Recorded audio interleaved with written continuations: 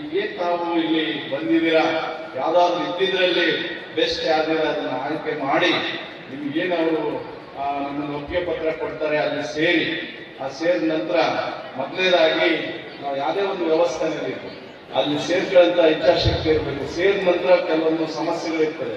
ಕೆಲವೊಂದು ಕಡೆಗೆ ನಿಮಗೆ ಸ್ಯಾಲರಿ ಕಡಿಮೆ ಅನಿಸಿರ್ಬೋದು, ಅಥವಾ ನಿಮಗೆ ಅಲ್ಲಿ ಸೌಕರ್ಯಗಳು ಕಡಿಮೆ ಅನಿಸ್ಬೋದು. ಆದ್ರೂ ಕೂಡ ಅದಕ್ಕೆ ಅಡ್ಜಸ್ಟ್ ಆಗ್ಬೇಕು. ಯಾವತ್ತೂ ಕೂಡ ಎಲ್ಲರೂ ಫಸ್ಟ್ ಒಂದೇ ಸಾರಿ ಸಿಗೋದಿಲ್ಲ. ಹಾಗಾಗಿ ಅಂತ ಒಂದು ಮನೋಭಾವ ಇಟ್ಕೊಂಡು ಫಸ್ಟ್ ಸ್ಟೆಪ್ ಯಾವಾಗಲೂ ಕೂಡ ನಾವು ಶಿಖರ ಇರಬೇಕಾದ್ರೆ ಮೊದಲೇ ಫಸ್ಟ್ ಸ್ಟೆಪ್ ಇಂದ ಸ್ಟಾರ್ಟ್ ಮಾಡ್ತೀವಿ, ಒಂದೊಂದೇ ಹೆಜ್ಜೆ ನೆಡ್ತಾ ಹೋಗ್ತೇವೆ. ಅದೇ ರೀತಿಯಾಗಿ ನೀವು ಇವತ್ತೇನು ಇಲ್ಲಿ ಜಿಲ್ಲಾ ಮಟ್ಟದಲ್ಲಿ ಆಗಿದೆ ಬಿಡು, ಇದನ್ನೇನು ಇನ್ನೊಂದು ಯಾವ್ದು ಇಟ್ಟು ಬರ್ತದೆ, ಇನ್ನೊಂದು ಯಾವ್ದು ನೋಡೋಣ ಅಂತ ಮುಂದೆ ನೋಡೋದ್ರ ಬದಲು ಇದರಲ್ಲಿ ಏನು ನಾವು ಸೇರ್ಕೊಳ್ತೀರಿ, ಸೇರಿದ ನಂತರ ಅಲ್ಲಿ ನಿಮ್ಮ ವಿದ್ಯಾರ್ಥಿಗೆ ಅನುಗುಣವಾಗಿ ನಿಮಗೇನು ಅವರು ಜವಾಬ್ದಾರಿ ಕೊಡ್ತಾರೆ, ಜವಾಬ್ದಾರಿ ಕೊಟ್ಟಂತ ಅದನ್ನ ನೀವು ಬಹಳಷ್ಟು ಪರಿಶ್ರಮ ಜೊತೆಗೆ, ಯಾಕಂದ್ರೆ ಖಾಸಗಿ ಕಂಪನಿಗಳಲ್ಲಿ ಸರ್ಕಾರಿ ನೌಕರಿ ತರ ಅಲ್ಲ, ಸರ್ಕಾರಿ ನೌಕರಲ್ಲೇ ಕೆಲವರು ಬಹಳಷ್ಟು ಸೋಮಾರಿತನ ಮಾಡ್ತಾರೆ.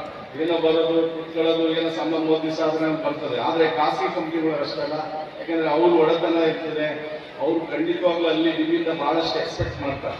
ಹಾಗಾಗಿ ಆ ರೀತಿಯಾದ ಒಂದು ಮನೋಭಾವದೊಂದಿಗೆ ನೀವೆಲ್ಲರೂ ಇಲ್ಲಿ ಇವತ್ತು ಏನು ರಿಜಿಸ್ಟ್ರೇಷನ್ ಮಾಡಿದ್ರಿ, ನಿಮ್ಮ ಇಂಟರ್ವ್ಯೂ ಎಲ್ಲ ಮಾಡಿಕೊಂಡು ಆ ರೀತಿಯಾದ ಮನೋಭಾವವನ್ನು ಹೊಂದಿ ನಿಮ್ಮ ಜೀವನವನ್ನು, ಯಾಕಂದ್ರೆ ನಿಮಗೆ ಜವಾಬ್ದಾರಿ ಬಹಳಷ್ಟು. ನಿಮ್ಮ ವಿದ್ಯಾಭ್ಯಾಸ ಮುಗೀತು, ನಿಮ್ದೆಲ್ಲ ಡಿಗ್ರಿ ಮುಗೀತು, ನಿಮ್ಗೆ ಈಗ ನಿಮ್ಮ ಜವಾಬ್ದಾರಿ ನಿರ್ವಹಿಸುವಂತ ಕೆಲಸ, ತಂದೆ ತಾಯಿಯ ಜವಾಬ್ದಾರಿ ಮುಗೀತು, ಈಗ ನಿಮ್ಮ ಜವಾಬ್ದಾರಿ ನಿರ್ವಹಿಸುವಂತ ಸಂದರ್ಭ. ಹಾಗಾಗಿ